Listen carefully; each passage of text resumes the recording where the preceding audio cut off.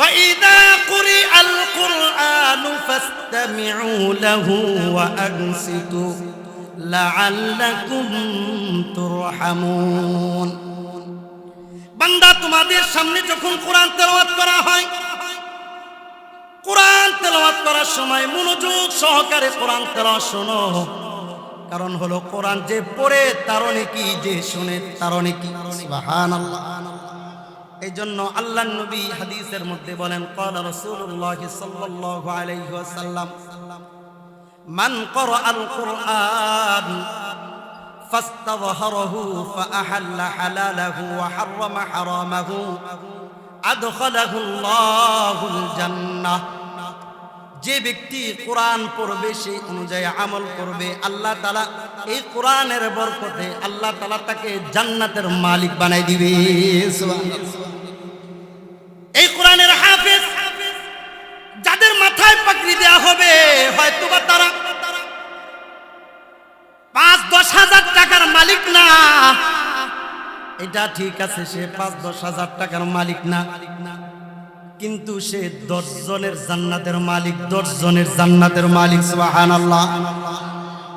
অথচ জান্নাত এমন একটা জায়গা, হাদিসের মধ্যে আছে, একটা ছোট একটা বেত রাখতে গেলে যতটুক জায়গা লাগে, ওই জায়গা পরিমাণ, ওই জায়গাটা যদি কেউ কিনতে চায়, আল্লাহর নবী বলেন পুরা দুনিয়া কেন, পুরা ১০ দুনিয়া দিয়া দিল, পুরা দুনিয়া একবার নয় ১০০০ বার, কোটি বার দিলেও জান্নাতের এমন একটা বেত রাখার মতো জায়গা কিনা যাবে না। সুবহানাল্লাহ। অথচ আপনি বাড়ির মালিক, আপনি গাড়ির মালিক, আপনি জায়গার মালিক, আপনি অনেক কিছুর মালিক, আপনি ১০০০ কোটি টাকার মালিক, আপনি কোরআন পড়তে পারেন না, আপনি ব্যর্থ ব্যর্থ ব্যর্থ ব্যর্থ ব্যর্থ। আপনি কোরআন পড়তে পারেন, আপনি কোনো কিছুর মালিক না, আপনি জান্নাতের মালিক, জান্নাতের মালিক। জান্নাতের মালিক যদি কেউ হয়ে যায়, তাহলে তার জন্য আর কোনো কিছুই লাগে না। এই জন্য রব্বুল আলামিন নবীর মাধ্যমে বলেন, যেই জায়গায় কোরআন তেলাওয়াত হয়, যেই জায়গায় কোরআন তেলাওয়াত হয়, একজন হাফেজে কোরআন কোরআন তেলাওয়াত করতে থাকে, সে পড়ে ইয়াসিন ওয়াল কুরআনিল হাকীম। ইয়াসিন আল্লাহর নবীর নাম।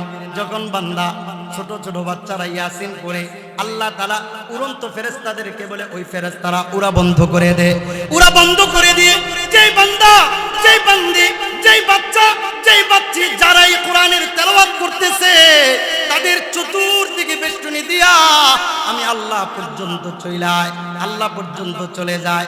আল্লাহ তাআলা রহমতের বেষ্টনী দিয়া, রহমতের ফেরেশতাদের বেষ্টনী দিয়া ওই জায়গার মধ্যে রহমত নাজিল করতে থাকেন। এই জন্য যেই জায়গায় কোরআন তেলাওয়াত হয়, ওই জায়গার মধ্যে সদা সর্বদা রহমত নাজিল হতে থাকে। কোরআনুল কারীমের সূরাতুল ফাতিরের একটি আয়াত তেলাওয়াত করেছি। নবী আলাইহিস সালামের হাদিস সমূহ থেকে দুটো হাদিস পাঠ করেছি। হাদিস এবং আয়াতের আলোকে কিছু কথা হবে। যেহেতু আজকে মাদ্রাসার উদ্যোগের সাথে সাথে হাফেজ ছাত্রদের দস্তারবন্দি উপলক্ষে মাহফিল। হাফেজ ছাত্র, হাফেজ কাকে বলে? হাফেজ তাদেরকে বলে যারা কোরআনের সূরাতুল ফাতিহা থেকে নাস পর্যন্ত পুরা কোরআনটা বুকে ধারণ করে, যারা পুরা কোরআনটাকে মুখস্থ বলতে পারে, পড়তে পারে, তাদেরকে হাফিজুল কোরআন বলা হয়। রব্বুল আলামিন সূরাতুল আহজাবের মধ্যে বলেন, এই কোরআনুল কারীমকে আল্লাহ তাআলা আসমান, জমিন, পাহাড়, বড় বড় 3টা মাখলুকের কাছে আমানত রাখতে চেয়েছিলেন, কিন্তু বড় বড় 3টা মাখলুক নিজের অপারগতার কথা স্বীকার করে সে বলেছে যে এটা পারবো না। সর্বশেষ জোহর থেকে নিয়ে আসর পর্যন্ত যে সময়টা, এই সময়ের মধ্যেই আমাদের আদি পিতা আদম আলাইহিস সালামের কাছে আল্লাহ তাআলা আমানতটা পেশ করেছেন। ইন্না আরজনাল আমানাতা আলাস সামাওয়াতি ওয়াল আরদ ওয়াল জিবাল ফাআবাইনা আন ইয়াহমিলনাহা ওয়া আশফাকনা মিনহা ওয়া হামালাহাল ইনসান। এখানে ইনসান দ্বারা প্রথম উদ্দেশ্য হলো আমাদের আদি পিতা আদম আলাইহিস সালাম। আদম আলাইহিস সালামকে আল্লাহ তাআলা বলছেন, ও আদম, একটা আমানত রাখতে চাই, কি বলো তুমি? আল্লাহ একটু ভেবে দেখি। আচ্ছা ভাবো, কতটুক সময়? জোহর থেকে নিয়ে আসর পর্যন্ত যতটুক সময়, ততটুক সময় নিয়েছে। নেওয়ার পরে আদম আলাইহিস সালাম বললেন, আল্লাহ, আমানতটা যে আমি নিব এবং আমানতটা আমি যদি পরিপূর্ণ হক আদায় করতে পারি, বিনিময়ে আল্লাহ কি দিবেন আপনি আমাকে? তখন আল্লাহ তাআলা বলেছেন, বিনিময়ে তুমি জান্নাতের মালিক হইবা। তো আমানতের বিনিময়ে জান্নাতের মালিক হওয়ার ঘোষণা কে দিচ্ছেন? দুনিয়ার কোনো মানুষ না, দুনিয়ার পুরা দুনিয়ার খালেক কে? তাহলে আল্লাহর নামটা জোরে বলা চাই, বলি আল্লাহ, আবার বলি আল্লাহ। আল্লাহ আমাদের সকলকে এই কোরআনুল কারীম তেলাওয়াত করার এবং সেই অনুযায়ী আমল করবার তৌফিক দান করুন, বলেন আমিন। আল্লাহর যে কোরআনের আয়াতটা আমি তেলাওয়াত করেছি, আয়াতের মধ্যে রব্বুল আলামিন বলতেছেন, ইন্নাল্লাযীনা ইয়াতলুনা কিতাবাল্লাহি ওয়া আকামুস সালাহ, যারা আল্লাহর কোরআন তেলাওয়াত করবে। 2 নম্বর ওয়া আকামুস সালাহ, নামাজ কায়েম করবে। 3 নম্বর ওয়া আনফাকু মিম্মা রাযাকনাহুম, আমি আল্লাহর দেওয়া নেয়ামত থেকে, রিজিক থেকে সে আমি আল্লাহর রাস্তায় দান করবে। সিররা, গোপনে, ওয়া আলানিয়া, অন্যকে উদ্বুদ্ধ করার জন্য প্রকাশ্যে যখন সে দান করবে। উদ্দেশ্য কি? ইয়ারজুনা, তার উদ্দেশ্য থাকবে একটা, তিজারাতান, এমন এক ব্যবসা, লান তাবুর, যেই ব্যবসায় কোনো দিন লস হওয়ার সম্ভাবনা নাই। সুবহানাল্লাহ বলবেন না? এমন এক ব্যবসা, যেই ব্যবসায় লস হওয়ার কোনো কি নাই, সম্ভাবনা নাই। আপনি যত বড়ই কোম্পানির সাথে শেয়ারে থাকেন না কেন, যত বড়ই ভালো বড় দোকানে আপনি ব্যবসা বাণিজ্য করেন না কেন, লস হওয়ার সম্ভাবনা আছে। দুনিয়ার এমন একটা জায়গা শুধু ব্যবসা আছে যেই ব্যবসায় কোনো লস নাই। ওই ব্যবসাটা হলো ওই সত্তার সাথে, যেই সত্তা আমাকে আপনাকে বানাইছে। ওই সত্তার নামটা জোরে বলতে হবে, তিনি কে? এই সত্তা আমাকে আপনাকে বলতেছেন যে কোরআন যখন আমি আপনি তেলাওয়াত করব, তখন আল্লাহর সাথে একটা আমার চুক্তি হবে, একটা ব্যবসা হবে। কি ব্যবসা? যে বান্দা তুমি কোরআন তেলাওয়াত করবা, বিনিময়ে আমি আল্লাহ তোমাকে জান্নাত দিব। সুবহানাল্লাহ। বিনিময়ে তোমার ঘরে রহমতের ফেরেশতা পাঠামু। বিনিময়ে আমি আল্লাহ তোমার আমল নামার যত নেকি আছে নেকি বৃদ্ধি করুম, গুনাহগুলা মাফ করাবো। কবরের মধ্যে তোমার কোরআন এই তোমার সাথে পাঠাবো। এই কোরআন আমি আল্লাহর সাথে এই বলে ঝগড়া করবে, আল্লাহ আমি আপনার কালাম, আমি আপনার কালাম, আপনার যেমন সম্মান, সম্মানের কোনো কমতি নাই। এই কালাম যে পড়বে তারও সম্মান অনেক। আপনি ওয়াদা করেছেন কোরআন যে পড়বে তার সম্মান রক্ষা আপনি করবেন। ও রব্বুল আলামিন, আমি আপনার কালাম, সে আমাকে তেলাওয়াত করেছে, আমাকে পড়েছে, আমি অনুযায়ী আমল করেছে। ও রব্বুল আলামিন, আপনি তাকে মাফ করে দিতে হবে, মাফ করতে হবে, মাফ করতে হবে। অন্যথায় আমি যে আপনার কালাম এটা অস্বীকার করতে হবে। অপশন 2টা, আমি আপনার কালাম অস্বীকার করবেন, অন্যথায় বান্দাকে মাফ করবেন। আল্লাহ বলবেন, আমি আল্লাহ মিথ্যা বলি না আর বলতেও পারি না। তুই যে আমি আল্লাহর কালাম এটা সত্য, তোর বরকতে, তোর বরকতে, তোর কথায় আমি আল্লাহ তোর সাথে যে সহবত রেখেছে, ভালোবাসা রেখেছে, সম্পর্ক রেখেছে, আমি আল্লাহ তাকে মাফ করে দিলাম।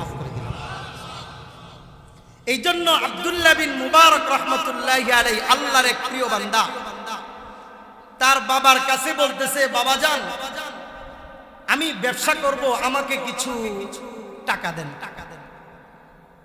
টাকা দিছে, 20,000 দিনার দিছে, বর্তমান সময়ে কোটি টাকার উপরে। 1-1.5 বছর পরে আসছে, বাবা বলছে ব্যবসা বাণিজ্যের খবর কি? বাবা ব্যবসায় প্রচুর লাভ হয়েছে, আরো কিছু টাকা দাও, পরে ফলাফল পরে বলবো। কত লাগবে? আরো 20,000 দাও। 40,000 দিনার নিছে। ব্যবসা বাণিজ্য করে 5 বছর 6 বছর পরে আসছে, বাবা কি ব্যবসা করছো? আমি এমন এক ব্যবসা করছি, আরজু তিজারাতাল লান তাবুর, এমন এক ব্যবসা করছি যেই ব্যবসায় কোনো লস নাই। বাবারে ব্যবসাটা কি বলো দেখি? বাবা তোমার থেকে 40,000 দিনার নিয়েছি, এই 40,000 দিনার খরচ করে মক্কা, মদিনা, সিরিয়া, পুরা দুনিয়ার যত জায়গায় আমার সম্ভব হয়েছে আমি সফর করে কোরআন ওয়ালাদের সহবতে থেকে আমি পুরা 30 পারা কোরআনটা সিনায় ঢুকাইছি। এটা আমার ব্যবসা। বিনিময় কি?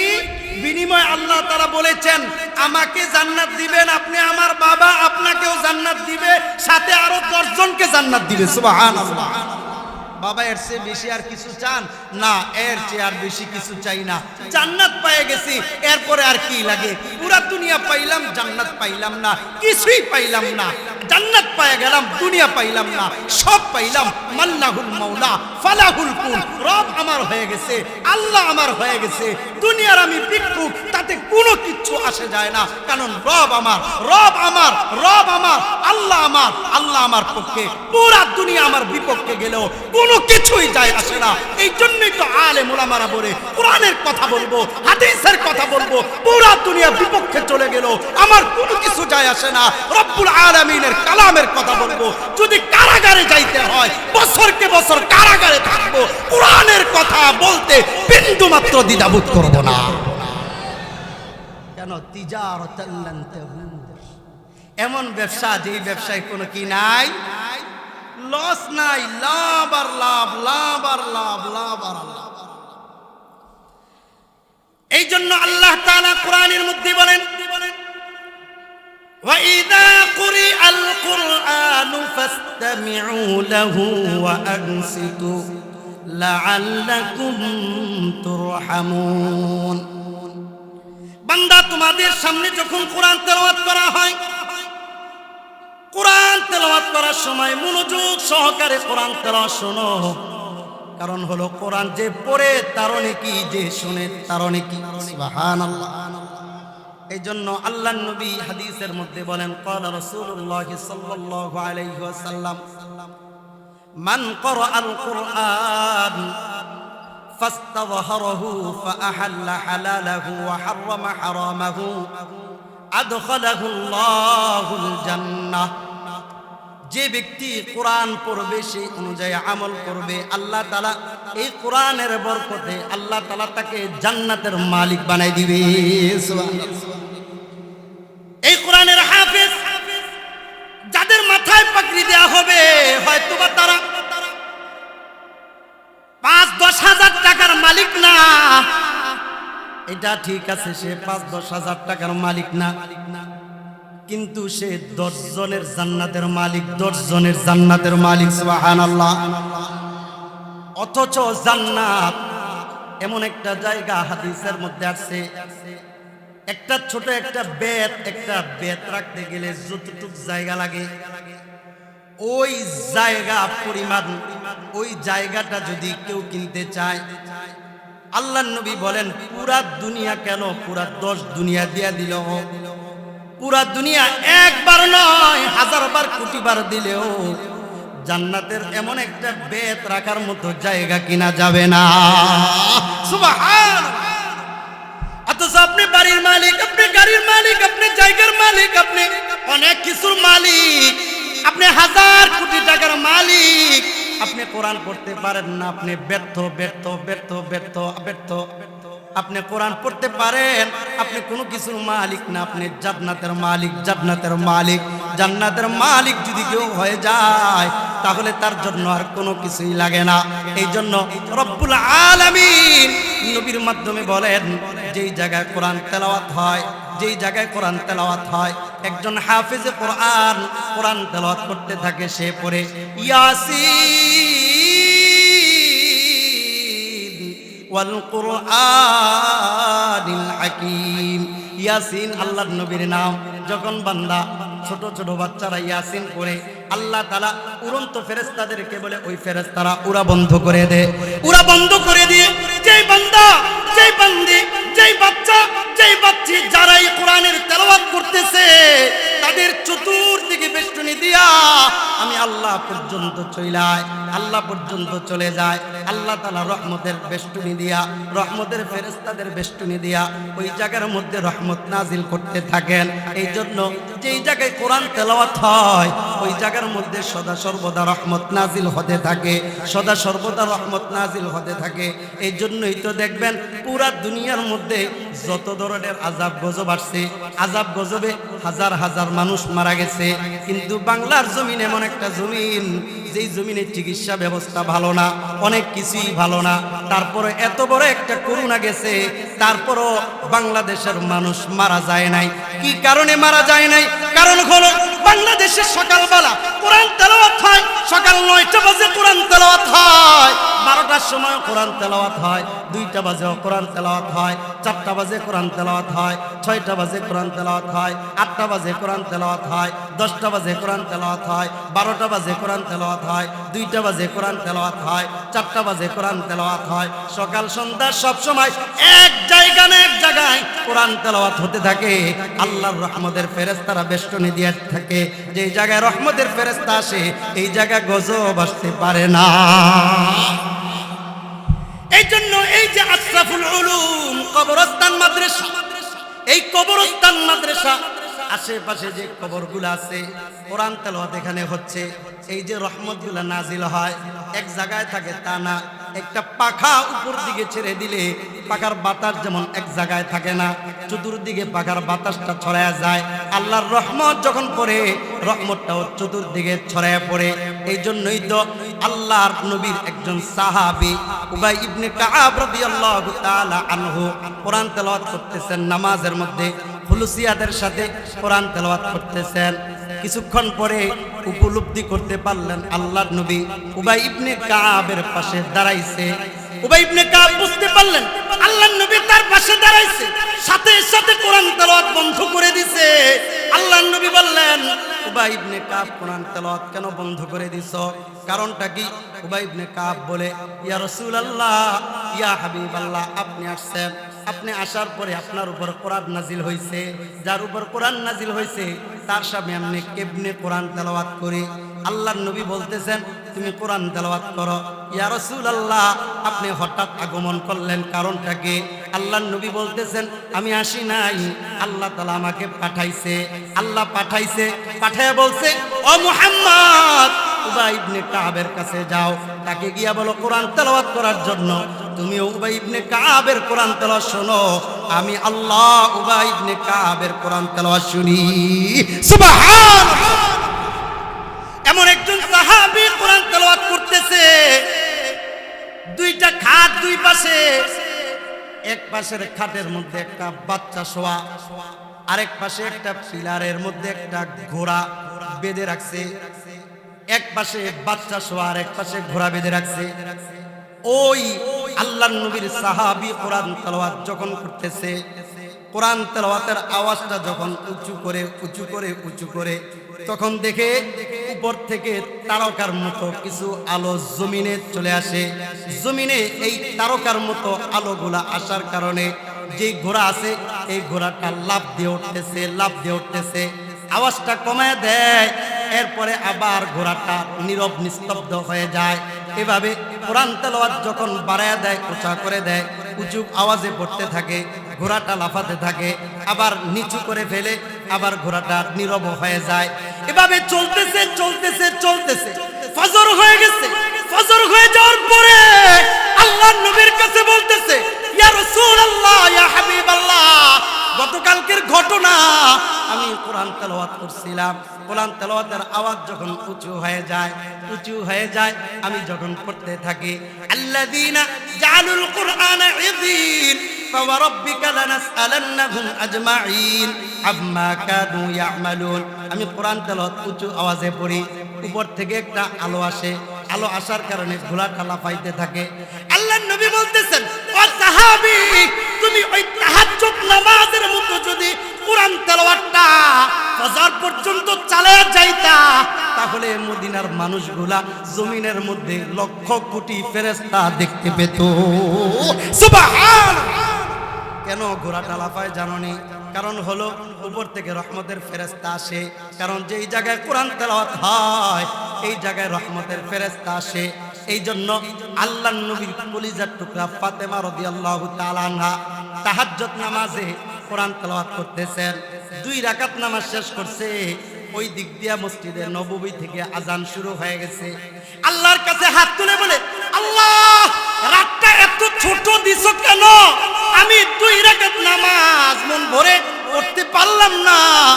তারা 2 রাকাত নামাজ পড়া রাত শেষ হয়ে যায়, আর আমরা গান শুনা রাত শেষ করি, টিভি দেখা রাত শেষ করি, খেলা দেখা রাত শেষ করি। ও যুবক, লজ্জা লাগে না? তোমার অপর একজন মুসলমান ভাই ফিলিস্তিনে মার খাচ্ছে, শাহাদাত বরণ করতেছে, আর তুমি টিভির সামনে বইসা তুমি খেলা দেখতেছো। তোমার লজ্জা লাগে না? তুমি কি মরবা না? আল্লাহর সামনে কি দাঁড়াবা না? আল্লাহ তাআলা যদি জিজ্ঞাসা করে তোর ভাই মার খাচ্ছে আর তুই এখানে আনন্দ করতেছস, তোর কি লজ্জা লাগে না? ওই মুহূর্তে আল্লাহর কাছে জবাব দেওয়ার মতো কিছু থাকবে না। লজ্জার বিষয় এগুলো আমাদের। ফিলিস্তিনের মুসলমান মার খাচ্ছে, ইসরায়েল মারছে, আমরা ওই দিক দিয়ে মুসলমানের বাচ্চারা খেলা নিয়ে পাগল হয়ে আছি, উন্মাদ হয়ে আছি, পাগলের মতো খেলার পিছনে ছুটছি। একবারও ভাবতেছি না আমার মুসলমানদের ভাইদের জন্য, অথবা কোনো সহযোগিতা দিতে পারছি না, টাকা দিয়ে সহযোগিতা করতে পারতেছি না। প্রতিদিন 2 রাকাত সালাতুল হাজত নামাজ পড়া তো দোয়া করা যায়। কি বলেন, এটা করা যায় না? একটু কোরআন তেলাওয়াত করেও তো দোয়া করা যায়। ও রব, তোমার কালাম সত্য, তোমার কালাম পবিত্র, এটার মতো পবিত্র আর কোনো কালাম নাই। এই তোমার পবিত্র কালামের উসিলা করে তুমি তোমার প্রিয় বান্দাদেরকে জালেমদের হাত থেকে হেফাজত করো। এতটুক দোয়া কি আমরা করতে পারি না? ফিলিস্তিনের মুসলমানদের জন্য দোয়া করা খালি কি হুজুরগেই কাজ? হ্যাঁ, আরে মুসলমান, না না না, আল্লাহর নবী বলতেছেন আল মুমিনুনা কারাজুলিন ওয়াহিদ ইনিশতাকা আইনুহু ইশতাকা কুল্লু ওয়া ইনিশতাকা রাসুহু ইশতাকা কুল্লু। যত মুমিন মুসলমান আছে দুনিয়ার মধ্যে, তারা একটা দেহের নেয়, একটা দেহের মতো, একটা দেহের মতো, একটা দেহের মতো। বুঝাইতে পারছি? পুরো একটা দেহের মধ্যে যে কোনো একটা অঙ্গ যেমন ব্যথা পাইলে পুরা দেহটা ব্যথায় ব্যথিত হয়, ঠিক তেমনি ভাবে তোমার অপর কোনো মুসলমান যদি বিশ্বের কোন একটা প্রান্তে তারা ব্যথিত হয়, তোমার ঈমানি তাকাজা হলো তুমিও ব্যথায় ব্যথিত হইবা, তুমিও তাদের মতো চোখের পানি ছাড়বা। যদি তাদের মতো ব্যথায় ব্যথিত হতে না পারো, তুমি মুসলমানের ঘরে জন্ম নিতে পারো, তুমি মুমিনের ঘরে জন্ম নিতে পারো, কিন্তু প্রকৃত মুসলমান হতে পারো না। প্রকৃত মুসলমান হতে হলে খালি নামে মুসলমানের ঘরে জন্ম নিলেই মুসলমান হওয়া যায় না। দেখেন না কত মুসলমানের ঘরে জন্ম নেওয়াওয়ালারা ফিলিস্তিনের বিপক্ষে কথা কয়, ইসরায়েলের পক্ষে কথা কয়, যে ফিলিস্তিনের মুসলমানদেরকে 70 বছর ধরে মারতেছে, এরপরও ইসরায়েল কখনো সন্ত্রাস হয় না, তাদেরকে সন্ত্রাস বলে আখ্যা দেওয়া হয় না।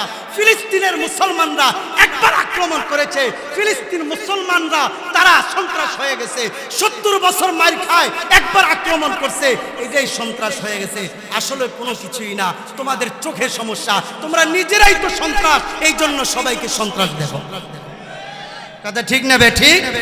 আমাদের বাংলাদেশের অনেক মুসলমানের বাচ্চা হতো, মুসলমানের ঘরে জন্ম নিয়া টকশোতে আইসা ইসরায়েলের পক্ষে কথা বলে। আরে ওগুলারে যদি রাস্তায় পাওয়া যায়, জুতা পিটা যদি করা যায়, তাহলে এটার বিনিময়ে জান্নাত পাইবেন। কথা বলেন না কেন? কেমনে এদের পক্ষে কথা বলবে? আল্লাহ সহিহ বুঝদান করুন, বলে না। যাই হোক, অন্যদিকে গেলাম না।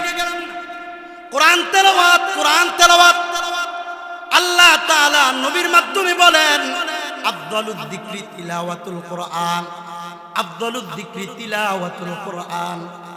সবচেয়ে বড় জিকির হলো, দাবি জিকির হলো কোরআন তেলাওয়াত করা, কোরআন তেলাওয়াত করা। আরো 10, 15, 20 বছর আগে আমাদের দাদা চাচা যারা ছিল, যারা দুনিয়া থেকে বিদায় নিয়ে গেছে, 10 ঘর খুঁজলেও এমন একজন পাওয়া যাইতো না যে কোরআন পড়তে পারে না। আর এখনকার সময়ে 10 ঘর খুঁজলেও একজন পাওয়া যায় না যে কোরআন পড়তে পারে। কি বাস্তব না অবাস্তব? আমি যদি আপনাদেরকে জিজ্ঞাসা করি কোরআন তেলাওয়াত করতে পারেন কয়জনে, হাত উঠবে কয়েকজন গোনা। আমি জানি তো অধিকাংশই হাত উঠবে না, কোরআন তেলাওয়াত পারে না। বাংলায় তো টস টস করে কথা বলতে পারেন, ইংরেজিতে ফুটানি করতে পারেন, সব বলতে পারেন, হিন্দি সিরিয়াল দেখে দেখে হিন্দিতেও কথা বলতে পারেন, বাকি আল্লাহর কোরআন তেলাওয়াত আপনি পড়তে পারেন না। একটা কথা মনে রাখবেন, আল্লাহ তাআলা আল্লাহর সামনে দাঁড়ানোর পরে আল্লাহ যখন জিজ্ঞাসা করবে, কিরে দুনিয়ার সব ভাষা শিখলি, সব কথা বলতে পারলি, এই দুই ঠোঁট দিয়া বুঝি আমি আল্লাহর কোরআনটা তুই পড়তে পারলি না। আল্লাহর কাছে জবাব দেওয়ার মতো কোনো ভাষা তখন আমাদের থাকবে না। বুড়া হয়ে গেছেন, সমস্যা কি? বয়স বেশি হয়ে গেছে, শিক্ষার কোনো বয়স নাই, শিক্ষার কোনো বয়স নাই। হুজুররা বিভিন্ন মসজিদগুলোতে বয়স্ক কোরআন শিক্ষার ব্যবস্থা করে এরপরে বিশেষ দ্রষ্টব্য দিয়া একটা বড় আকারে একটা মোটা একটা লেখা দেয়, যে লেখার মধ্যে লেখা থাকে ফ্রিতে শিক্ষা দেওয়া হয়। হুজুররা ফ্রিতে শিক্ষা দেয়, তারপর আপনারা যাইবার চান না, আপনাকে কি খাওয়াই দিব নাকি? বুঝলেন না, বুঝলেন না। বুঝবেন কখন? মইরা গেলে না, মইরা গেলে বুঝলে কোনো কাজ হইব? আরে কথা কন না কে? মইরা গেলে বুঝলে কোনো কাজ হইব? কোনো কাজ হবে না। বরং বুঝারটা আগে বুঝতে হবে, পরে বুঝলে কোনো কাজ হবে না, পরে আফসোস করা ছাড়া কোনো কিছুই আসবে না। এই জন্য আল্লাহ তাআলা বলতেছেন, ইন্নাল্লাযীনা ইয়াতলুনা কিতাবাল্লাহ, আল্লাহর কোরআন তেলাওয়াত তুমি করো। তুমি কোরআন তেলাওয়াত করার দ্বারা যেমন তুমি লাভবান হইবা, যেই জায়গায় কোরআন তেলাওয়াত করবা ওই জায়গায় রহমত নাজিল হবে, তোমার রব তোমার প্রতি রাজি হয়ে যাবে। আল্লাহর নবী যুদ্ধের ময়দান থেকে আসছে, যুদ্ধের ময়দান থেকে আসার পরে দুইজন সাহাবীকে দায়িত্ব দিছে, ও সাহাবী শোনো, সবাই ক্লান্ত হয়ে গেছে, ক্লান্ত হয়ে সবাই ঘুমাবে, তোমরা দুইজন সকাল পর্যন্ত পাহারা দিবা, ফজরের পরে তোমরা আবার ঘুমাইবা। দুইজনের মধ্যে একজনের প্রচন্ড ঘুম চলে আসছে। ঘুম চলে আসার পরে ওই একজন অপর সাথী ভাইকে বলে, ভাই রে আমার তো ঘুম চলে আসছে, তুমি একটু খেয়াল করো। আচ্ছা ঠিক আছে, আমি খেয়াল করব। অপর একজন যে সজাগ, সে বলতেছে রাত্রটা আমি সজাগ থাইকা কি করব? সজাগ থাইকা আমার লাভ কি? বইসা থাকুম, বইসা থাইকা শুধু লাভ নাই। এই জন্য অজু বানাইয়া নামাজের মধ্যে দাঁড়ায় গেছে, তাহাজ্জুদ নামাজে। ওই দিক দিয়ে শত্রুপক্ষ আসছে, শত্রুপক্ষ আইসা পাহাড়ের উপরে তীর নিক্ষেপ করে, তীর তার হাতের মধ্যে লাগে। হাতের মধ্যে লাগার পরেও নামাজের মধ্যে আছে, কারণ সে যেই সূরাটা ধরেছে সূরাটার নাম হলো সূরাতুল কাহাফ। সূরাতুল কাহাফ তেলাওয়াত করতেছে। প্রথম তীর লাগছে, তারপরও নামাজ ছাড়ে না। দ্বিতীয় আরেকটা তীর লাগছে, তারপরও নামাজ ছাড়ে না। তৃতীয় আরেকটা তীর লাগছে, তারপরও নামাজ ছাড়ে না। পরে মনে হলো, আহারে আমি তো নামাজের মজা পাইলাম, ঠিক আছে, কিন্তু ওই দিক দিয়ে শত্রুরা যদি আমার ভাইদের উপর আক্রমণ করে, নবীর উপর আক্রমণ করে, তাহলে তো আমাকে যে দায়িত্ব দেওয়া হয়েছে এই দায়িত্বের খেয়ানত হবে। এই জন্য সূরাতুল কাহাফ শেষ না করেই নামাজ শেষ করে এরপরে অপর ভাইকে ডাকছে, ও ভাই ঘুম থেকে ওঠো, আমাদের উপর শত্রুরা আক্রমণ করতেছে। এক এক করে তিনটা তীর লাগছে, রক্ত ঝরতে ঝরতে আমি পুরা অনেকটা দুর্বল হয়ে গেছি। আচ্ছা প্রথম তীর মারার পরে তুমি কেন আমাকে ডাকো নাই? নামাজ কেন তুমি ছাড়ো নাই? ওই সাহাবী বলতেছে, ওয়াল্লাহি আল্লাহর কসম, আমি সূরাতুল কাহাফ শুরু করে যখন তেলাওয়াত করতেছিলাম, তীর লাগছে, কোরআন তেলাওয়াতের মজা এত আমার মধ্যে পাইছি, এই মজার কারণে তীর লাগার পরেও আমার কাছে মনে হয়েছে ওই তীরটা মজার চেয়েও কম। এই জন্য আমি মজা পাইছি, মজা অনুযায়ী কোরআন তেলাওয়াত করতেছি। তীর লাগছে, রক্ত ঝরছে, তারপরেও কোরআন তেলাওয়াত বন্ধ করে নাই। ও মুসলমান, আমরা নামাজে দাঁড়াইলে মশা কামড় দিলে 14টা লাফ মারি, কথা বলেন না কেন? এটা হলো আমাদের নামাজ। ওই সাহাবীরা এরাও জান্নাতে যাবে, এরাও জান্নাতে যাওয়ার জন্য আমল করে, আমরাও জান্নাতে যাওয়ার জন্য আমল করি, অথচ তাদের নামাজ কেমন ছিল, আমাদের নামাজটা কেমন, তাদের রোজা কেমন ছিল, আমাদের রোজাটা কেমন। অথচ আমরা খালি দুনিয়ার ভয় পাই, দুনিয়ার মাখলুকের ভয় পাই, রবের কোনো ভয় নাই, রবের কোনো ভয় নাই। ডাক্তার বলতেছে এই ডেঙ্গু মশা, চিনেননি ডেঙ্গু মশা? কেন আমার দিকে, মরা লাশ পরে দেখেন, আমার দিকে তাকান, ডেঙ্গু মশা চিনেননি? আরে কথা কন নাকি, ডেঙ্গু মশা চিনেন? ডেঙ্গু মশা কামড় দিছি না আপনাকে এলাকার কারণে? দেয় নাই? ডেঙ্গু জ্বর হয় নাই কারো? ওই যে আবার না করেন কে, কত সোনাকান্দার মানুষ আমাকে হসপিটালে গেছে, আমি কি গুলিস্তান চাইছি? আমি তো হসপিটাল থেকে আইছি, যে হসপিটাল আপনারা জানেন। দোয়া তো শেষ পর্যন্ত ইমাম সাহেবের কাছে গিয়ে চাইতে হয়, আপনারা তো কতজন চাইছেন, না করেন। তো বর্তমান ডাক্তার বিদ্যা বলে এই ডেঙ্গু মশা থেকে যদি বাঁচতে হয় তাহলে তুমি মশারি টানাও, ডেঙ্গু মশা থেকে বাঁচতে পারবা। কিন্তু কোন ডাক্তার বিদ্যা এটা বললো না এই কবরের সাপের দংশন থেকে যদি বাঁচতে চাও নামাজটা পড়ো। কথা ঠিক না বেঠিক? ডেঙ্গু মশার আক্রমণ থেকে দংশন থেকে বাঁচতে চাও, মশারি টানাও, আশপাশটা পরিষ্কার করে রাখো। অথচ আল্লাহর নবীর সুন্নাহ কি? আল্লাহর নবী সাল্লাল্লাহু আলাইহি ওয়াসাল্লাম হাদিসের মধ্যে বলেন, একজন লোক আল্লাহর নবীর কাছে আসছে, আয়েশা বলতেছি, ইয়া রাসূলুল্লাহ, ইয়া হাবিবাল্লাহ, গতকাল রাতে আমাকে লাদাগতনি আকরাব, একটি বিষাক্ত সাপ আমাকে দংশন করেছে, যার কারণে আমি গতকাল রাতে ঘুমাইতে পারি নাই। আল্লাহর নবী বলতেছেন, তুমি কি সকাল সন্ধ্যা এই দোয়াটা পড়ো নাই? আউযু বিকালিমাতিল্লাহি তাম্মাতি মিন শাররি মা খালাক, এই দোয়াটা কি তুমি পড়ো নাই? ওই সাহাবী বলতেছে, ইয়া রাসূলুল্লাহ, এটা তো পড়ি নাই। আল্লাহর নবী বলতেছেন, যদি তুমি এই দোয়াটা পড়তা তাহলে কোনো ডেঙ্গু, তোমাকে সাপ হোক, যে কোনো পোকামাকড় হোক, কোনো পোকামাকড়, বিষাক্ত পোকামাকড় তোমাকে কামড় দিতে পারতো না। ইসলামের উপর চলা এত কঠিন না। আমরা যদি ডাক্তার বলছে মশারি টানানোর জন্য, একজন ভ্যান গাড়ি চালায়, ভ্যান গাড়ির উপর শুয়ে রয়েছে, মশারি টানাবে কেমনে? সম্ভব না। ট্রাক চলতেছে, ট্রাকের উপরে শুয়ে আছে, মশারি টানানো সম্ভব না। এমনই ভাবে বিভিন্ন জায়গায় যাইতেছে, মশারি টানানো সম্ভব না। কিন্তু সকাল সন্ধ্যা এই দোয়াটা পড়া সম্ভব নেই। সম্ভব কিনা? ব্যানগাড়িওয়ালাও ইচ্ছা করলে সকাল সন্ধ্যা পড়তে পারে, আউযু বিকালিমাতিল্লাহি তাম্মাতি মিন শাররি মা খালাক, সকাল সন্ধ্যা পড়তে পারে। আল্লাহর নবী বলেন, সকালবেলা কেউ যদি পড়ে, তিনবার পড়ে, সন্ধ্যা পর্যন্ত কোনো ডেঙ্গু মশা তাকে আক্রমণ করবে না। আবার যখন সন্ধ্যাবেলা তিনবার পড়ে, সকাল পর্যন্ত কোনো ডেঙ্গু মশা আক্রমণ করবে না। মশারি টানানো সম্ভব না সব জায়গায়, কিন্তু দোয়াটা সব জায়গায় পড়া সম্ভব কিনা? নবীর সুন্নাহ, নবীর তরিকা। যাই হোক, বলতেছিলাম কোরআন তেলাওয়াত। রাত্র যখন গভীর হয়ে গেছে, আল্লাহর নবীর সবচেয়ে বড় দুইজন সাহাবী আবু বকর এবং ওমর রাদিয়াল্লাহু তাআলা আনহুমা, দুইজন তাহাজ্জুদ নামাজে দাঁড়ায় গেছে, দাঁড়ায়া কোরআন তেলাওয়াত করতেছে। আবু বকর রাদিয়াল্লাহু তাআলা আনহু আস্তে আস্তে কোরআন তেলাওয়াত করে, ওমর রাদিয়াল্লাহু তাআলা আনহু জোরে জোরে কোরআন তেলাওয়াত করে। আল্লাহর নবী আবু বকরকে বলতেছেন, ও আবু বকর, আস্তে আস্তে কোরআন তেলাওয়াত কেন করো? আবু বকর বলে, আমি যেই রবকে শোনানোর জন্য কোরআন তেলাওয়াত করতেছি, আমি আস্তে পড়লেও রব শুনে, জোরে পড়লেও রব শুনে, এই জন্য আমি আস্তে আস্তে পড়ি। ওমরকে বলছেন, ও ওমর, জোরে জোরে কোরআন তেলাওয়াত তুমি কেন করো? ওমর বলে, আমার উদ্দেশ্য দুইটা।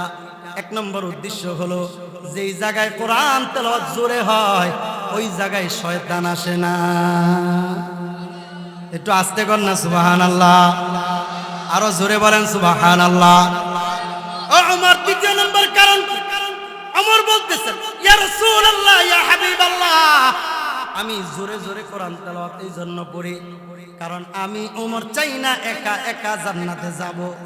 আমি চাই আমার আশেপাশে যারা ঘুমিয়ে আছে তারা যেন আমার কোরআন তেলাওয়াত শুনে তারাও তাহাজ্জুদ নামাজে শরীক হইয়া আল্লাহর কুদরতি কদমে সিজদা দিয়া আল্লাহর প্রিয় বান্দা হয়ে যায়। এই জন্য দেখবেন সকালবেলা ফজরের আজান হয়ে যাওয়ার পরে এলাকার মধ্যে কিছু মুরব্বী আছে, রাস্তা দিয়ে হাঁটে, মানুষের দাঁড়ে দাঁড়ে যায়, বাড়িতে বাড়িতে যায়, ও ভাই ঘুম থেকে নামাজ ভালো, ঘুম থেকে ওঠেন। বলে না, বলে না? অনেক মুরব্বীরা আছে, ভাই ঘুম থেকে নামাজ ভালো, ঘুম থেকে ওঠেন, নামাজের জন্য আসেন। কেন ডাকে? তারা চায়, একা একা তারা জান্নাতে যাইতে চায় না, সবাইকে নিয়ে যাইতে চায়। তো যত সাহাবীদের ওয়াকিয়া আছে, প্রত্যেক সাহাবীরা তাহাজ্জুদ নামাজের দাঁড়ায় কোরআন তেলাওয়াত করে। এখন প্রশ্ন হতে পারে, হুজুর আমার তো কোরআনের বড় কোন সূরা মুখস্থ নাই। আচ্ছা, আপনার বড় সূরা মুখস্থ নাই, আপনার 10টা সূরা তো আছে, সূরাতুল ফিল থেকে নাস পর্যন্ত আছে, আলাম তারা কাইফা ফাআলা রাব্বুকা বিআসহাবিল ফিল থেকে নিয়া কুল আউযু বিরাব্বিন নাস পর্যন্ত তো আপনার মুখস্থ আছে। 2 রাকাতের নিয়তে আপনি দাঁড়ায়া যান। প্রথম রাকাতে সূরাতুল ফিল পড়েন, এরপরে সূরাতুল কুরাইশ পড়েন, এরপরে সূরাতুল মাউন পড়েন, এরপরে সূরাতুল কাউসার পড়েন, এরপরে সূরাতুল কাফিরুন পড়েন, এরপরে সূরাতুল নাস পড়েন, এরপরে সূরাতুল লাহাব পড়েন, এরপরে সূরাতুল ইখলাস পড়েন। এক রাকাত শেষ, দ্বিতীয় রাকাতে দাঁড়ায় আবার সূরাতুল ফালাক পড়েন, আবার সূরাতুল নাস পড়েন। আপনার নামাজটা অনেক লম্বা হয়ে গেছে, কোরআন তেলাওয়াত আপনি করেছেন। আল্লাহর কাছে যদি বলেন আল্লাহ পুরা কোরআন মুখস্থ করতে পারি নাই, যতটুক পারছি ততটুক পড়ছি, যতটুক পারছি ততটুক পড়ছি, যতটুক পারছি ততটুক পড়ছি। আল্লাহ তাআলা বলবেন যা তোর চেষ্টা তোর মেহনতের বদৌলতে আমি আল্লাহ ওই যে হাফিজে কোরআন যারা রাত্রিবেলা তাহাজ্জুদ নামাজে দাঁড়াইয়া কোরআন তেলাওয়াত করেছে তাদের মতো আমি আল্লাহ তোকে নেকির মালিক বানাইয়া আমি আল্লাহ তোকে জান্নাতের মেহমান বানায় দিলাম। সুবহানাল্লাহ। আল্লাহ তাআলা বান্দাকে জান্নাত দিতে চান, জান্নাত দিতে চান, জাহান্নাম দিতে চান না। সবাই কোরআনের হাফেজ হবে না, এটা ঠিক আছে, কিন্তু কোরআন তেলাওয়াত সবাই যেন করতে পারে। এই জন্য কোরআন তেলাওয়াত আপনি করবেন, কোরআন অনুযায়ী আপনি আমল করবেন, হাফেজদের মতো মর্যাদা আল্লাহ তাআলা আপনাকে আমাকে দান করবে। সুবহানাল্লাহ। আল্লাহ তাআলা কোনো বান্দাকে মাহরুম করতে চান না। যেমন 2 থেকে 3টা কথা শুনেন, যেমন যারা ধনী আছে তারা আল্লাহর ঘরে জিয়ারত করবে, মক্কা মদিনা জিয়ারত করবে, আরাফাতে হাজিরা দিবে, মিনা মুজদালিফায় হাজিরা দিবে, জামারায় কঙ্কর নিক্ষেপ করবে, কোরবানি করবে, সাফা মারওয়া সাই করবে, এরপরে হজ পালন করবে। কিন্তু যারা গরিব তারা তো হজ কইরা তো যাইতে পারলো না। আল্লাহ তাআলা চান ধনী হোক গরিব হোক প্রত্যেকে যেন হজ কইরা এরপরে আল্লাহর দরবারে যাইতে পারে। এই জন্য আল্লাহর নবীর মাধ্যমে বলেন তুমি ধনী আছো, তুমি ধনী, তুমি কোরআন তেলাওয়াত করো অথবা যে কোনো আমল করো। হজ যদি তোমার উপর ফরজ হয়ে যায় তুমি টাকা দিয়া হজ করে আসলা, কিন্তু গরিব তুমি তো টাকা নাই, হজ করবা কেমনে? তবে হজের নেকি তো আমি আল্লাহ তোমাকে দিতে চাই, আমি আল্লাহ মাহরুম করতে চাই না। কেমনে দিতে চাই? যে ব্যক্তি মান সাল্লা সালাতাল ফজর, যে ব্যক্তি ফজরের নামাজ পড়লো, এরপরে সূর্য উঠার আগ পর্যন্ত সে জিকির আজকারে লিপ্ত থাকলো, এরপরে তুম্মা সাল্লা রাকাতাইন, 2 রাকাত নামাজ পড়লো, ইশরাকের নামাজ। আল্লাহর নবী বলতেছেন তার আমল নামায় একটা কবুল হজ, একটা কবুল উমরার নেকি দান করবে। সুবহানাল্লাহ। আর একটু জোরে করা যায় না সুবহানাল্লাহ? এখন প্রশ্ন হতে পারে লক্ষ টাকা খরচ করে হজের নেকি পাইলো, 5 থেকে 7 লক্ষ টাকা খরচ করে, 7 থেকে 10 লক্ষ টাকা খরচ করে উমরা এবং হজের নেকি পায়, আরেকজনে 2 রাকাত নামাজ পড়া পাওয়া যাবে, একটু সন্দেহ লাগতে পারে। এই জন্য আল্লাহর নবী পরের অংশে বিষয়টাকে আরেকটু তাকিদ দেওয়ার জন্য বলতেছেন তুমি মনে করতেছো সে টাকা দিয়ে হজ করছে, কাবাগর নিজের চোখে দেখছে, সাফা মারওয়া পাহাড়ে সাই করছে নিজের চোখে দেখছে, মিনাই মুজদালিফায় হাজিরা দিয়েছে, আরাফার ময়দানে উপস্থিত হয়েছে, শয়তানকে কঙ্কর নিক্ষেপ করেছে, মনে হইতেছে তার নেকি অনেক বেশি হয়ে যাবে। তুমি গরিব, তোমার নেকি অনেক কম হবে। আল্লাহর নবী তাদের বিশ্বাসটা প্রবল করার জন্য আল্লাহর নবী 1 বার না 2 বার না 3 বার বলছে তাব মা তাব মা তাব মা, কোনো কমতি নাই, কমতি নাই, কমতি নাই, পুরাপুরি হজ এবং উমরার নেকি দান করবে। সুবহানাল্লাহ। এই জন্য আল্লাহর নবী কিছু মুহাজির সাহাবী আল্লাহর নবীর কাছে আসছে, ইয়া রাসূলুল্লাহ, ইয়া হাবিবাল্লাহ, আমরা তো অনেক কিছু থেকে বঞ্চিত হয়ে গেলাম। কোত্থেকে বঞ্চিত হইলা?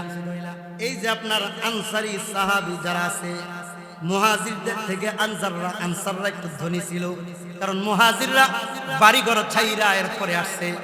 আনসার সাহাবী যারা আছে তাদের তো বাড়িঘর আছে, স্বাভাবিক তারা তুলনামূলকভাবে ধনী ছিল। মুহাজির সাহাবীরা আল্লাহর নবীর কাছে গিয়ে বলতেছে, ইয়া রাসূলুল্লাহ, আমাদের ভাই আনসারী সাহাবী যারা আছে তারা তো দেখা যায় অনেক টাকা আপনার রাস্তায় দান করে, আপনার কাছে দান করে, আল্লাহর রাস্তায় দান করে নেকির মালিক হয়ে যায়। তারা তো গোলাম আজাদ করে, তারা তো আল্লাহর রাস্তায় অনেক টাকা দান করে। আমাদের তো টাকা নাই, আমাদের তো পয়সা নাই, আমরা দান করতে পারি না। তবে তারা যেমন নামাজ পড়ে আমরা তেমন নামাজ পড়ি, তারা যেমন রোজা রাখে আমরাও তেমন রোজা রাখি, কিন্তু তারা যেমন দান করে এমনি দান করতে পারি না। তারা যেমন গোলাম আজাদ করে আমরা এমন গোলাম আজাদ করি না। যুদ্ধের ময়দানে লাখ লাখ টাকা দিয়া তারা সহযোগিতা করে, আমরা পারি না। ইয়া রাসূলুল্লাহ, ইয়া হাবিবাল্লাহ, তাদের মতো নেকি অর্জন করার সুযোগ কি আমাদের নাই? আল্লাহর নবী বললেন, হ্যাঁ আছে। একটা আমলের কথা বলবো নি। আরে আপনাদেরকে না তো, আল্লাহর নবী সাহাবীদেরকে বলতেছে, বলুননি। সুবহানাল্লাহ কন্যা। আল্লাহর নবী সাহাবীদেরকে বলতেছে এই আমলের কথা বলবো নি। সাহাবীরা বলে, ইয়া রাসূলুল্লাহ, ইয়া হাবিবাল্লাহ, বলেন। এরা নেকি বেশি পাবে, আমি পাবো না, এটা কেমন হয়? আমরা তো এলে গিয়া বসের কাছে বলতাম, বস আমার বন্ধুর বেতন হইলে 35,000 টাকা, আমার এমন একটা চাকরি দেখা দেন না যে চাকরির বেতন হবে 40,000 টাকা। কথা বল না, কে বেশি হইতে হইব, দুনিয়ার ক্ষেত্রে বেশি হইতে হইব। সাহাবীরা বলে, না না না, আখিরাতের ক্ষেত্রে আমার বেশি হতে হবে, বেশি হতে হবে। আল্লাহর নবী বলতেছেন, আমল বেশি না, সময় অল্প, নেকি বেশি। আমল কম, নেকি বেশি, সময় কম, নেকি বেশি। সুবহানাল্লাহ কইবেন না? হাদিসের মধ্যে আসছে, আলেম উলামারা আছে, হাদিসের মধ্যে আসছে প্রত্যেক নামাজের পরে যে আজকারগুলো আছে, যে জিকির আজকারের কথা আসছে, যে মাসনুন দোয়ার কথাগুলো আছে, এই দোয়াগুলোর মধ্যে আল্লাহর নবী এটা বলতেছেন, ও সাহাবীরা শোনো, প্রত্যেক ফরজ নামাজের পরে যখন তুমি বলবা 33 বার সুবহানাল্লাহ, 33 বার আলহামদুলিল্লাহ, 34 বার আল্লাহু আকবার, অথবা 33 বার আল্লাহু আকবার, 99 বার হয়েছে, সর্বশেষ 100 বারের মাথায় লা ইলাহা ইল্লাল্লাহু ওয়াহদাহু লা শারীকা লাহু লাহুল মুলকু ওয়া লাহুল হামদু ওয়া হুয়া আলা কুল্লি শাইইন কাদির। যদি তোমরা পড়তে পারো, তোমার আনসারী সাহাবী ভাইরা কোটি টাকা দান করে যেই পরিমাণ নেকির মালিক হইছে, তোমরা এই আমলের দ্বারা সেই পরিমাণ নেকির মালিক হয়ে যাইবা। সুবহানাল্লাহ। আমল ছোট, সময় কম, জিজ্ঞাসা করলে অনেকে বলবে পড়ি নেই। কথা ঠিক না বে ঠিক? থাকার জিজ্ঞাসা করে লজ্জা দিতে চাই। আল্লাহর নবী নামাজ পড়তেন, নামাজ পড়ে দোয়া করতেন, আল্লাহুম্মা আনতাস সালাম ওয়া মিনকাস সালাম তাবারাকতা রব্বানা ইয়া যাল জালালি ওয়াল ইকরাম। দোয়া করতেন, আল্লাহুম্মা ইন্নী আউযু বিকা মিনাল বুখলি ওয়াল জুবনি, অথবা মিনাল জুবনি ওয়াল বুখলি ওয়া আউযু বিকা মিন ফিতনাতিদ দুনিয়া ওয়া আযাবিল কবর। আল্লাহর নবী দোয়া করতেন, নামাজের পরে দোয়া করতেন। এরপরে এইটাও পড়তেন, আল্লাহুম্মা কফিনা বিহালালিকা আন হারামিকা ওয়া আগনিনা বিফাদলিকা আম্মান সিওয়াক। আল্লাহর নবী এই দোয়াগুলো পড়তেন। অল্প আমল নেকি বেশি, অল্প আমল নেকি বেশি। এই জন্য মাদ্রাসার মাহফিল যেহেতু কথা একটা আমার শুরু থেকে শেষ পর্যন্ত, মাঝখানেও যদিও কয়েকটা আমলের কথা বলেছি, তবে কথা একটা, কোরআন তেলাওয়াত, কোরআন তেলাওয়াত, কোরআন তেলাওয়াত, কোরআন তেলাওয়াত, কোরআন তেলাওয়াত। আমি আপনি যদি কোরআন তেলাওয়াত করতে না পারি, কপারে বড় খারাপই আছে, এটা মনে রাখেন, এটা মনে রাখেন। মনে করতেছেন যে আল্লাহ মাফ করে দিবে। ওই দিন একজনকে বললাম, ভাই কোরআন পড়তে পারেন না, সবই তো পারেন, এটা পারেন না কেন? তো হুজুর এত কথা কয়েন না তো, আল্লাহ মাফ করে দিব। হুজুর এত কথা কয়েন না, আল্লাহ মাফ করে দিব। আমি বললাম, এটা বলতে পারেন না হুজুর, এত কথা কয়েন না, আল্লাহ আযাব দিব। কথা বলেন না, এটা কি বলা যায় না? হুজুর এত কথা কয়েন না, আল্লাহ আযাব দিব। আল্লাহ কি বলছে নাকি এই আমি আল্লাহ মাফ করে দিব, এরপরেও তুমি গুনাহ করো? কথা বলেন, আমি কথা বলছি। আল্লাহ তাআলা কোরআনের মধ্যে বলতেছেন, ইয়া আইয়ুহাল ইনসান মা গররাকা বিরাব্বিকাল কারীম। ও বান্দা, আমি আল্লাহ তোকে মাফ করে দিমু, এই চিন্তা কইরা তোকে গুনাহ করতে কে বলছে? আমি আল্লাহ মাফ করে দিমু, এই চিন্তা কইরা তোকে গুনাহ করতে কে বলছে? শয়তান এই বিষয়টা, এই ধারণাটা আমাদের মধ্যে ঢুকাইয়া এরপরে আমাদের দ্বারা গুনাহ করায়। আল্লাহ মাফ করে দিবে, আল্লাহ মাফ করে দিবে, কিন্তু কোরআনের মধ্যে যে শত শত আয়াত আছে আল্লাহ আযাব দিব, আযাব দিব, ওই কথা শয়তান ভুলাইয়া একটা কথাই খালি বইলা দেয়, আল্লাহ গফফার, আল্লাহ রহমান, আল্লাহ রহিম। আরে আল্লাহ গফফার, আল্লাহ রহমান, আল্লাহ রহিম তাদের জন্য যারা ইচ্ছা করে গুনাহ করবে না, গুনার ধারে কাছে যাবে না, শয়তানের ধোঁকায় পড়ে হঠাৎ গুনাহ হয়ে গেছে, অথবা ইচ্ছা করে এক দুইবার গুনাহ করছে, তওবা করছে, আল্লাহ মাফ করে দিছে। আল্লাহর ক্ষমা তো খালি মাংনা ক্ষমা তাদের জন্য না, যারা ইচ্ছা করেই বারবার গুনাহের মধ্যে লিপ্ত হবে, এরা এত সহজে মাংনা ক্ষমা পাবে না। যারা ইচ্ছা করে বারবার গুনাহের মধ্যে লিপ্ত হবে, তাদের জন্য মৃত্যুর সময় তওবা করার সুযোগ না হওয়ার সম্ভাবনাই বেশি। এটা কি জানেন আপনারা? কারণ সে তো মনে করতেছে আমি তো গুনাহ করতেছি না, আর গুনাহ আমি যা করতেছি তাতে সমস্যা কি, এই গুনাহ তো আল্লাহ আমারে মাফ করেই দিব। না না, এমনটা করা যাবে না। নিজের নফস অনুযায়ী চলা যাবে না। নিজের নফস অনুযায়ী যদি চলেন তাহলে জান্নাত পাওয়ার আশা করেন না। জান্নাত পাওয়া যেমন সহজ আবার তেমন কঠিন।